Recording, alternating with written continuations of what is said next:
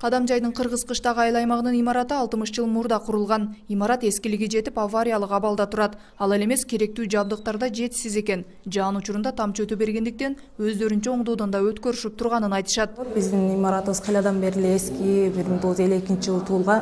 Ошондо түзүлүп, ошондон бери иштеп жатат. Анан бардык өзүнүн шартын көрүп турасыздар, өтө эле жаман шартта жылына өзүбүз ар кандай ремонтторду кылып, анан кайрадан шартка жараша кылып алабыз. Ошондуктан бизге өтө эле зарыл болуп атат жаңы здание.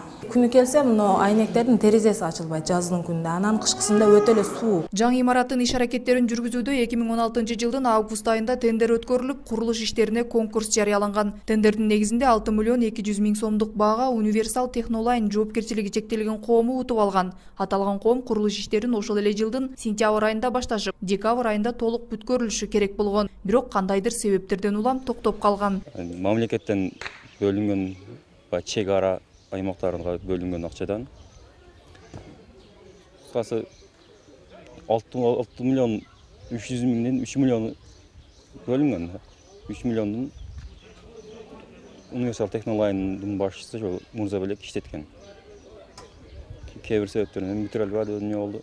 Иш сотто турат. Капиталдык курулуш башкармалыгына курулушту жүргүзгөн компания 800 миң сомдук гана аткарылган жумуштардын отчетун тапшырган. Жумуш жүрбөгөндүктөн аталган компаниянын иши сотто каралып, компаниядан 2 миллион 200 миң сом өндүрүлсүн деген чечим чыккан. Бирок акча азырга чейин өндүрүлө элек. Ушу чечим негизинде Араван сот аткаруучулардын дарегине аткаруу баракчалары жөнөтүлгөн.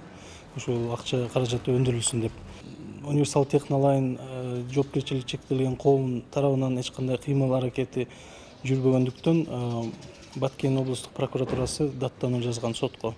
Бул жетекчи, ошо жоопкерчилиги чектелген коомдун жетекчиси камакка алынсын деп. Азыркы күндө тергөө амалдары жүрүп жатат.